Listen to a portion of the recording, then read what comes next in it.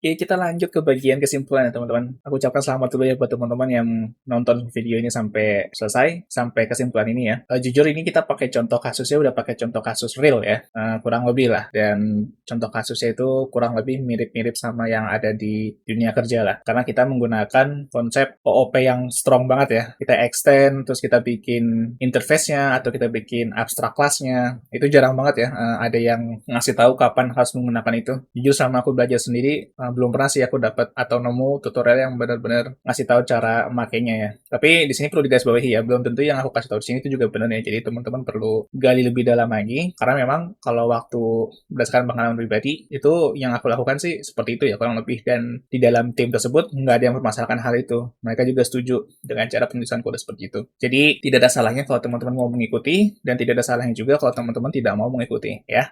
Terserah, kembali kesepakatan diri masing-masing dan kesepakatan tim masing-masing. Jadi selanjutnya di sini adalah what's next-nya ya. Yang pertama adalah selesaikan PR dulu ya. Kita kan tetap ya masih kurang pagination, kemudian kurang filter dan searching pada halaman index ya. Kemudian yang selanjutnya adalah berkenalan dengan Git. Kemudian berkenalan lagi dengan API. Apa itu API? Apa itu REST API? Silahkan coba cari sendiri dulu ya sebelum kita bikin tutorialnya di channel ini ya. Kemudian ada juga deep learn unit test ya. Jujur unit test yang ada di project kemarin, yang kita kerjain kemarin ya, itu masih bisa dibilang basic banget sih, nggak terlalu deep learn banget lah. Jadi bacanya gambarannya aja. Bikin unit test itu seperti ini. Dan sekali lagi, unit test itu sifatnya opsional ya. Ada yang mengharuskan, ada juga yang tidak mengharuskan. Jadi kalau teman-teman mau bikin unit test, silakan. Enggak juga, nggak apa-apa, nggak masalah. Kemudian yang terakhir adalah berkenalan dengan desain pattern. Jadi kalau teman-teman sepakat atau setuju ingin mencoba mengikuti cara kerja yang ada di project kemarin yang kita kerjain ya, bikin abstrak, bikin interface, kemudian di extend begitu. Kemudian ketika master datanya agak sedikit kompleks, di override metodenya.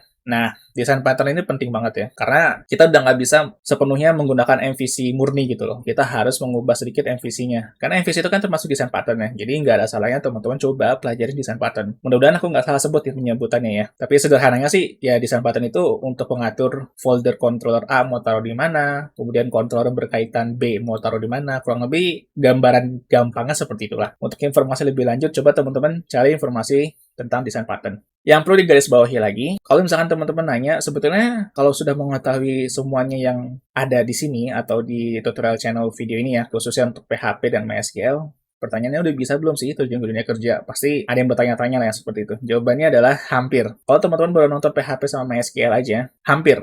Aku bakal bilang hampir. Itu pun kalau teman-teman benar-benar paham semua materinya yang aku kasih tahu ya. Kalau misalkan masih nggak yakin, ngerasa masih kok kayaknya ini nggak bener ya, ya wajar sih sebenarnya. Tapi yang jelas di sini aku udah berusaha ngasih tahu best practice-nya selama aku kerja langsung di suatu industri lah atau software house. Kurang lebih yang aku lakukan hanya seperti itu. Bikin parent, bikin controller, kemudian repeat sampai semua fitur selesai. Hanya seperti itu aja kok. Jadi nggak ada salahnya kalau teman-teman ngikutin tutorial ini. Tapi yang jelas, jawabannya adalah hampir. Mau bagaimanapun hasilnya, kalau teman-teman menguasai ya, sekali lagi, kalau teman-teman menguasai dan paham dengan materinya, aku bakal bilang hampir. Nah, jujur, kenapa aku belum bilang bisa? Karena teman-teman belum belajar tentang Git. Masih ada lagi yang harus dipelajari yaitu tentang Git. Di tutorial PHP OOP2 juga aku kasih tahu ya, berkenalan dengan Git itu penting banget. Kemudian, berkenalan dengan API. Ini juga penting banget ya.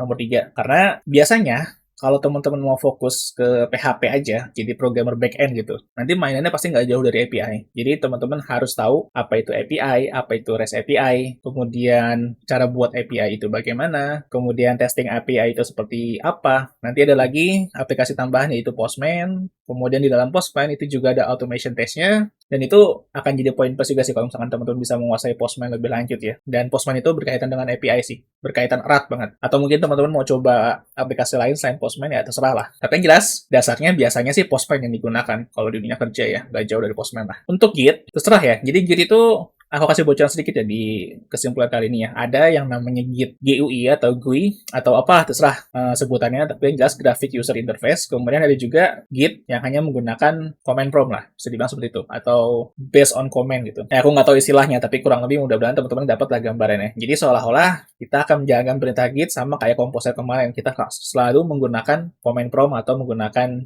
CMD ya. Itu nggak perlu diperdebatin ya. Teman-teman mau pakai Git yang ada graphic user interface-nya, terserah. Teman-teman mau pakai Git yang hanya menggunakan command prompt, ya silakan juga, terserah. Nggak perlu diperdebatin. Bebas saja mau pakai yang mana. Yang penting teman-teman paham cara menggunakan Git dan tahu fungsinya Git. Gitu juga dengan API ya, terserah teman-teman mau pakai software apa untuk testingnya, tapi yang jelas, respon API-nya harus sama. Dan Git juga ada beberapa aturan yang harus teman-teman ikutin sesuai dengan kesepakatan masing-masing. Khususnya di bagian penulisan pesan di dalam Git. Itu biasanya sih ada kesepakatannya. Nah, untuk unit test sama desain pattern sebetulnya opsional. Teman-teman, kalau aku saranin sih tetap berkenalan ya tentang unit test dan desain pattern ya. Kemudian, 3 poin terakhir, yaitu procedural versus OOP, framework versus non-framework, kemudian Laravel, Coordinator, Liveware, PHP, KYII, Falcon, dan PHP natif. Kita bakal bahas dulu ya nomor 1 deh ya. Ini menarik sih kalau dibahas. Yang pertama adalah procedural versus OOP. Teman-teman nggak perlu repot lah mikirin yang baiknya itu bagaimana. Teman-teman mau nulis kodenya dengan cara penulisan prosedural ya silakan. Mau nulis kodenya secara penulisan OOP juga silakan. Jadi nggak perlu pusing-pusing lah debatin dua hal ini. Yang bagus mana sih prosedural atau OOP? Jawabannya adalah ya tergantung kesepakatan tim masing-masing. Mau OOP ya silakan, mau prosedural juga silakan. Jadi nggak harus OOP, nggak harus prosedural juga, nggak harus senyaman-nyamannya. Tapi kalau misalkan sudah ada kesepakatan, misalkan antar tim atau antar dosen ya, biasanya nih yang tugas akhir nih, ya tetap diikutin. Karena kita nggak bisa lah sesuka hati kalau misalkan kita bekerja dengan orang lain atau dalam kelompok gitu ya. Jadi kalau teman-teman kerja sendiri dan menentukan sendiri, nah itu baru bisa. Terserah mau prosedural atau OOP. Tapi saran aku, sebaiknya jangan nano-nano. Kalau udah commit prosedural, ya sudah full prosedural. Kalau commit OOP, ya sudah full OOP penulisannya. Jangan setengah prosedural, kemudian modul bagian sini OOP. Jangan. Kalau aku saranin sih, ya sudah mau prosedural, ya full prosedural. Mau full OOP, ya full OOP. Itu terserah ya. Kembali ke keinginan teman-teman. Begitu juga untuk framework versus non-framework. Teman-teman nggak perlu debatin lah.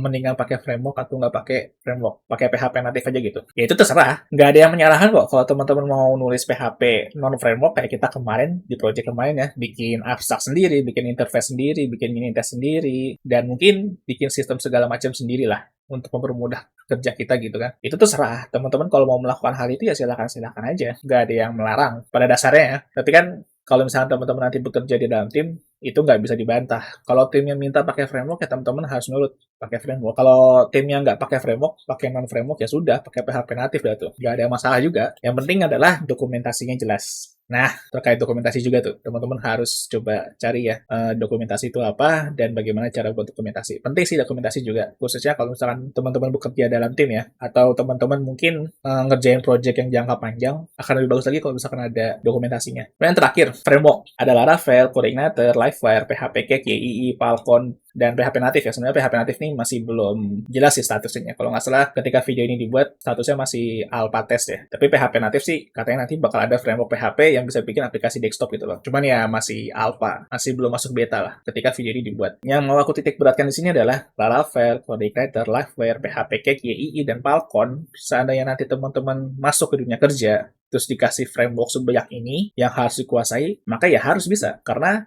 itu masih masuk ruang lingkup PHP, dan itu masih masuk ruang lingkup back-end lah. Meskipun Laravel sama Coordinator bisa aku bilang full stack ya. Kalau untuk lainnya aku kurang tahu. Dan kalau nggak salah Falcon itu full back-end juga, dan Liveware itu pure front-end. Untuk YII sama PHP kayak aku belum tahu sih, karena belum pernah coba ya. Tapi kalau nggak salah YII itu juga full stack sama kayak Laravel dan Coordinator. Oke, di sini kenapa aku mau nitik beratkan hal tersebut ya? Karena aku pernah ketemu kasus, ada junior, dan awalnya kita memang di perusahaan pakai Laravel gitu. Terus tiba-tiba kita kasih kerjaan yang pakai Coordinator, dia nggak mau, karena dia nggak bisa. Nah, itu satu hal yang sebetulnya nggak boleh ya. Selama frameworknya masih berkaitan dengan PHP, terlepas frameworknya itu full stack, teman-teman harus bisa menguasai. Setidaknya, minimal bagian PHP-nya aja. Minimal bagian PHP-nya aja. Contoh katakanlah Laravel. Ya sudah, minimal sampai bisa bikin view, tampilin data, udah selesai. Sisa stylingnya, CSS, HTML. Mungkin HTML, iyalah. CSS sama JavaScript-nya itu bisa teman-teman hiraukan, karena itu udah di luar JavaScript teman-teman. Jadi kurang lebih gambarannya seperti itu. Nah, untuk Livewire itu kan front-end ya. Tapi basicnya, itu pakai bahasa PHP juga. Nah, ini gimana nih konteksnya kalau misalkan teman-teman kerja sebagai PHP developer, terus bagian back-end, terus tiba-tiba dikasih kerjaan Livewire, terima atau enggak? Jawabannya ya adalah boleh-boleh aja, terima-terima aja. Cuman ya tentu jadi ada sedikit perubahan kontrak kerja ya, karena Livewire itu jatuhnya udah ranah front-end. Meskipun teknologinya sama, pakai PHP, tapi tetap ini jatuhnya sudah di luar kontrak. Tapi ya kalau konteks kontraknya teman-teman sebagai PHP developer ya Livewire termasuk bagian tersebut. Tapi kalau misalkan posisinya sebagai back-end developer, maka Livewire itu bukan termasuk ranah teman-teman. Jadi itu ya yang membedakan antara back-end, front-end, sama full stack. Mudah-mudahan Mudah-mudahan teman-teman pahami. Yang aku cuma kasih tanda di sini yang Liveware aja sih, karena Liveware ini memang untuk front end ya. Untuk yang full stack ada Laravel, CodeIgniter, KII, dan lain sebagainya lah. Untuk PHP Cake sama Falcon aku kurang tahu sih, karena belum pernah nyentuh ya. Jadi kalau teman-teman mau cari informasi lebih lanjut silahkan aja. Nah, itu tadi ya gambarannya untuk kesimpulan dari tutorial PHP OOP 3 ini. Sekali lagi, yang perlu teman-teman tekankan, pahami materinya adalah bagian back-end-nya. Untuk HTML-nya, mungkin basic-nya aja, form-nya aja yang teman-teman pahamin. Kan udah pernah aku jelasin ya, $get, $post di PHP tutorial pertama ya, PHP natif. Jadi seharusnya sih teman-teman udah paham lah terkait basic HTML. Cuman memang di tutorial ini aku kasih sedikit bumbu CSS framework ya, yaitu semantic UI atau semantic UI, atau apalah itu penyebutannya. Jadi mungkin agak sedikit membingungkan ya formnya ya, tapi yang jelas HTML yang penting adalah tag form, input, sama submit button ya. Kalau untuk ranah full backend gitu ya. Karena nanti kalau misalkan teman-teman dapat kerjaan, kemudian job text-nya itu API, ya teman-teman hampir nggak pernah mainan form nanti. Pure hanya menggunakan Postman dan hanya menggunakan VS Code aja. Browser pun hampir nggak digunakan gitu loh. Karena ya hanya tes API yang nanti akan menggunakan API-nya adalah programmer front end-nya. Dan sekali lagi idealnya seperti itu. Ya, sekali lagi nih, di garis bawahi idealnya seperti itu. Kenapa aku kasih penjelasan di sini, gambaran kerjanya nanti seperti apa? Karena nanti kan pasti teman-teman bakal mikir, gue udah bisa ngoding nih, dia pengen terjun ke dunia kerja. Tapi teman-teman harus lihat juga, jangan lihat sisi enaknya juga. Sisi nggak enaknya, kadang-kadang kita kerja nggak sesuai kontrak dan sebagainya. Dan macam banyak-banyak lagi ya. Itu nanti akan teman-teman merasakan sendiri lah. Sisi gelapnya programmer itu ada beneran kok. Jadi kurang lebih sisi terangnya seperti ini ya. Jujur, lingkungan kerjanya menyenangkan dan biasanya sih seniornya friendly-friendly ya biasanya. Dan biasanya sih orang-orang programmer tuh nggak ada yang serius. Pasti bercanda mulu. Jadi take your time lah. Jadi itu aja yang mau aku sampaikan di sini ya. Sekali lagi poinnya dari tutorial ini yang mau aku sampaikan adalah bagian back-end-nya. Ya kan? Ada abstract, interface, child parent, object, dan lain sebagainya. Yang paling penting adalah teman-teman menguasai itu udah aman. Menguasai cara kerjanya, validasi formnya, dan lain sebagainya lah yang berkaitan dengan back-end. Jadi itu dulu yang bisa aku sampaikan di video ini ya. Di video terakhir dari PHP OOP bagian 3. Bagi yang udah paham, selamat, jangan sombong. Jangan lupa belajar Git dan API, dan jangan cepat puas dulu. Bagi yang belum paham, silahkan ulangi lagi, entah dari awal, entah dari PHP OOP 2, silahkan aja. Tetap semangat dan jangan menyerah. Kuncinya programmer adalah, yaitu tadi, jangan menyerah dan tetap semangat. Seperti biasa, tidak ada closing di video manapun.